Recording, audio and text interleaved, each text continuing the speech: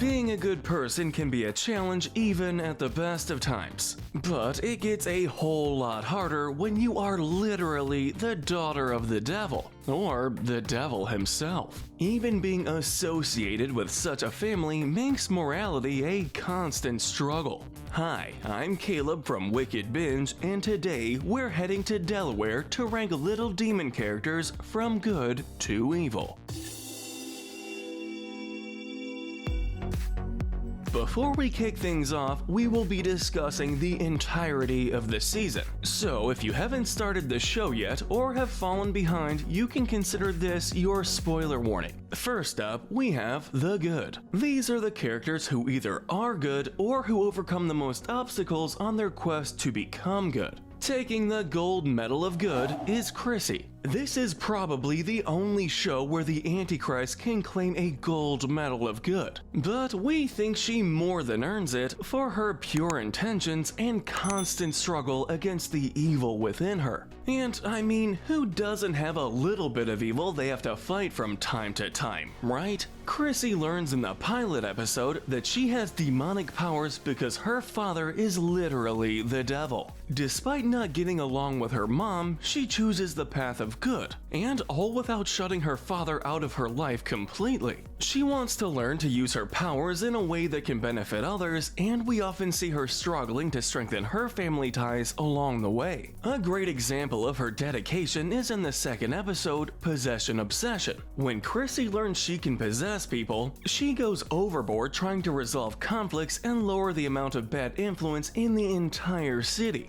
Just your friendly neighborhood Antichrist. Of course, she causes a lot of damage and creates a mob, but we think this is definitely part of the learning curve. By the end of the episode, she has learned why she maybe shouldn't be possessing the living all the time. And that's not a mistake she continues making. Through each episode, we see Chrissy learn and grow from even her most egregious missteps. She causes quite a bit of damage, which would normally be a deal breaker for the good tier. But she has more struggles than anyone on the show, and is well on the path to becoming the best character once she learns how to get her powers in line. Taking the silver medal of good is Bennigan.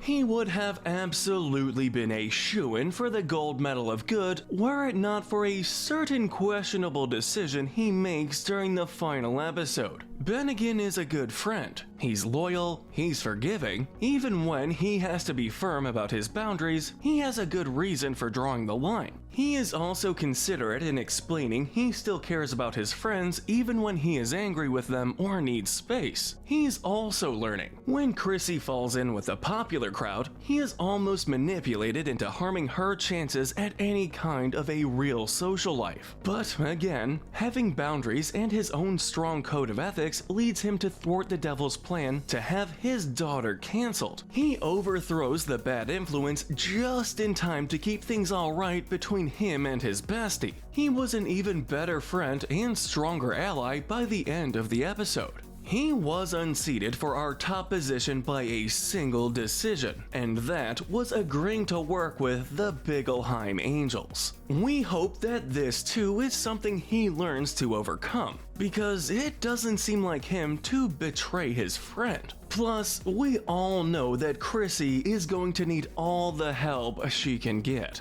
Taking the bronze medal of good is Darlene. Darlene has her annoying qualities to be sure. She can be pushy, bad at following directions, and is proven to enable her late husband even once he passes on. Her saving grace, however, is that she means well, and we mean really well. Without much of a chance to become close to the Feinbergs, she demonstrates a willingness to help out. As the season progresses, we see her do her best to take care of Laura and become closer to her. Sometimes she crosses into overbearing territory, yes, but more often than not, she is just doing her best in the role of a concerned friend. Unlike Laura, and many of the other characters, she is also able to communicate what she's trying to do even when she messes up. This makes it easy to understand her intentions and even easier to forgive. Rounding out the tier, we have Laura Feinberg. In many ways, Laura is like her daughter from a moral perspective. She has access to questionable magic, an intense knack for self-preservation, and many shortcomings. There are countless internal demons that hold her back from true greatness, both in terms of ambition and morality. Maybe Mama wasn't running from the devil. She has anger management issues, no people skills, and violent priorities. Her demon hunting is largely something we'd consider good, though her fondness for torture makes us hesitant. The area of her biggest strengths and weakness alike, however, all pertain to her daughter. We can tell that Laura wants to be a good mom. She gives up a lot for Chrissy, first in keeping her safe and then to try and keep her happy. There are times where her pride and stubbornness all but entirely blind her maternal instincts. She once led a rat army against her daughter, for instance. There are also times where she is incredibly selfless, like when she puts herself into a preteen body and learns about how hard it's been for Chrissy to move around all over the country.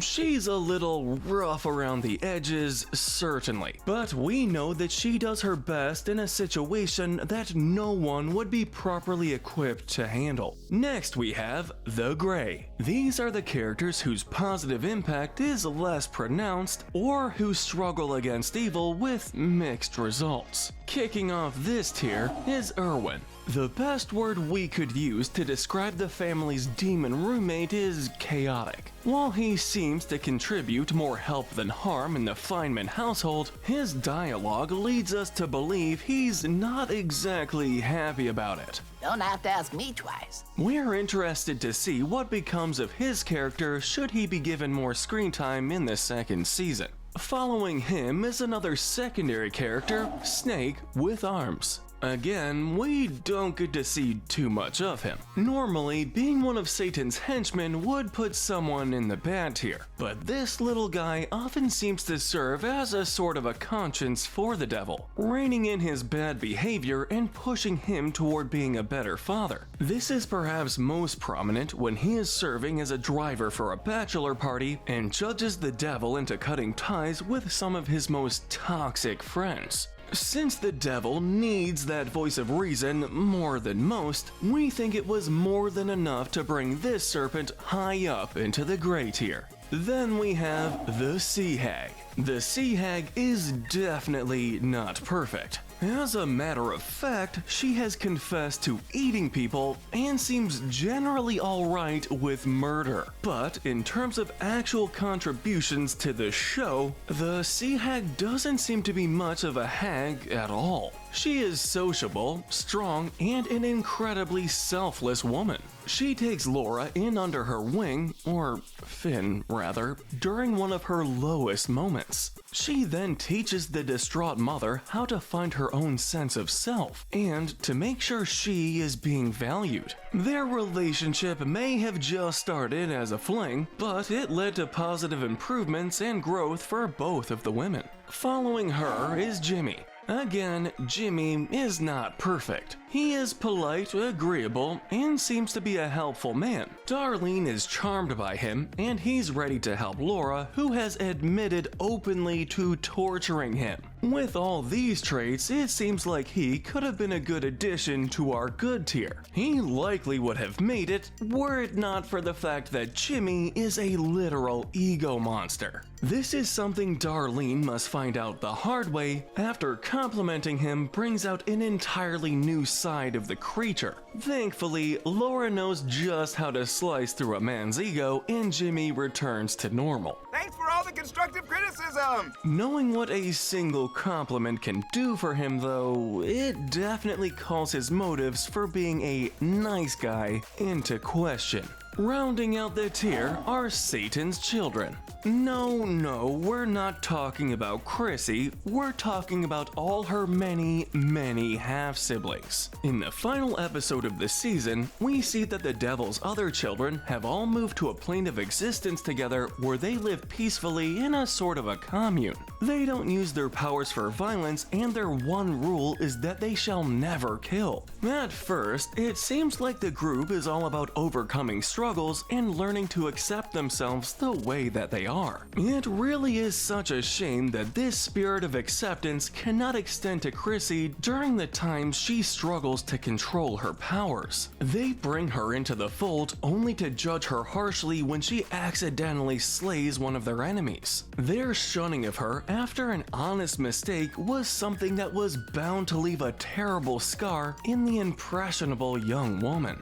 Next, we have the bad to evil. These are the characters who either have a lot to make up for or absolutely no intention of redeeming themselves. Kicking off this tier is none other than the devil himself. While this may come as a surprise to you, we think there are plenty of characters worse than the devil. Is he a good person? No. A good father? Also, not really. It's hard to blame him for being absent in most of Chrissy's life when her mother went to such great lengths to hide her existence. But he's had plenty of other children who were also abandoned and neglected. His interest in Chrissy often seems to only extend to her ability to help him bring about Daunus Maximus. We also know from context clues that he is guilty of plenty of terrible, terrible crimes. Trapping souls in a hole, murdering, torture, etc. For all of these reasons, as well as the reoccurring sin of trying to corrupt his daughter, we have to put him in the bad tier. However, considering where he starts as the father of all evil, we don't think there is any other character, including his daughter, who comes quite as far.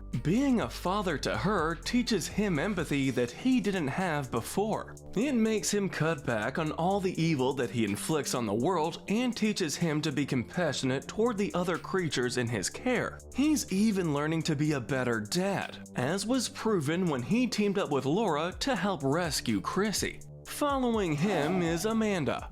We're probably going to get a lot of heat for putting the PTA mom on a list where we ranked her as more evil than the actual literal devil. But we stand by our decision. In the context of the show, Amanda is much worse. Whereas Satan is capable of learning things and improving, Amanda's short arc on the show sees her devolve from a helpful parent into a jealous monster. Layer after layer of imperfection gets peeled away as we learn that she is hiding a lot of bitterness beneath her perfect exterior. Laura fights actual literal demons every day. But all it takes to unravel Amanda's entire spirit is, well, a little competition. It really put all her good and overbearing deeds into perspective, didn't it? Next is Queen Inichu Chiyama. She's a demon, and that honestly might be enough in a show where so many of the other traditionally evil characters get redemption arcs. She runs a reality show, another point against her, where contestants fight wave after wave of terrifying creatures to the death. If this isn't enough information for you, how about the fact that she tricks the devil, exposing his weakness and trying to kill him in front of his own daughter? Part of this is on Satan for thinking that a killing-based reality show was good father-daughter bonding time. But still, this was a pretty heartless move on the Queen's part. It was also one of the points where we feel worst for Chrissy. It hurts to see her punished for the sins of her father when she tries so hard to do better. Taking the bronze medal of evil are the Biggelheim Angels. We want to give them the benefit of the doubt. We're humans after all, and we've been conditioned to think of angels as good things. No doubt this is how they got Bennigan swayed to their cause in the first place. When only taking into account what we see on the show, however, we are not so convinced that these guys are any better than demons. As you can tell by our ranking of them, they may actually be worse. They're also collecting souls for Biggelheim, which is depicted by both the devil and the entire show as a rather grim afterlife. It's filled with con artists, traps, and strange imaginings of an eternity that no one would really want to be condemned to. The angels seem more excited by the entertainment they provide there than governing the trusting spirits roaming around.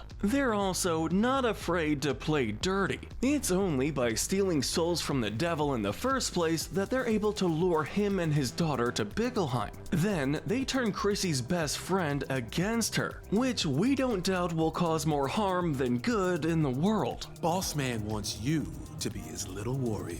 We keep saying it, but that girl needs every ounce of help she can get, lest she turn to her father's nature and cause Daunus Maximus. Taking the silver medal of evil are Arabella and the popular girls. Much like with Amanda before them, we were impressed by just how evil humanity can be on this show. But then again, that's probably the point. Arabella is the cool girl at school. She's all about call-out culture, holding creeps accountable, and getting rid of fast fashion. None of these sound too bad to begin with. That skeleton thing you did was so dank. But then we get to see how quick Arabella is to use Chrissy, and then drop her when she fails to come through on a plan. Though the popular girls may not actually be doing blood sacrifices to summon the school ghost, they are getting wrapped up in the insanity of school politics. Scratch that, they're actually forming the insanity of school politics. They're ready to shun Chrissy when her powers don't work, and then ready to shun her when she uses those same powers to save them. The appearance of looking good and wholesome is clearly more important to them than actually being decent. None of their crimes are terrible yet, but they're the show's innocent embodiment of terrible things like hypocrisy, which pave the way to greater evils. And speaking of greater evils, the gold medal of evil goes to Unshaven Man. He's so evil, they didn't even name him. This mercenary is in a rather unfortunate accident early in the season for which he blames Chrissy. Part of his body was shot off and he just can't seem to let go. You shall pay! In subsequent episode epilogues, we see him blame her as he gets closer and closer to taking his revenge on a child. We also see him acknowledge his faults before continuing on a path of misogyny, narcissism, and irrational violence. Though he proves not to be much of a match against Chrissy's half-siblings, the rage that compels him to stalk her and almost kill her is an excellent representation of how easily humanity is corrupted in this world. And that's been it. Our picks for the best and worst characters in Little Demon. Who do you think was the best? The worst? Let us know in the comments down below. While you're down there, don't forget to like, subscribe, and click the bell for more notifications. And as always, stay wicked.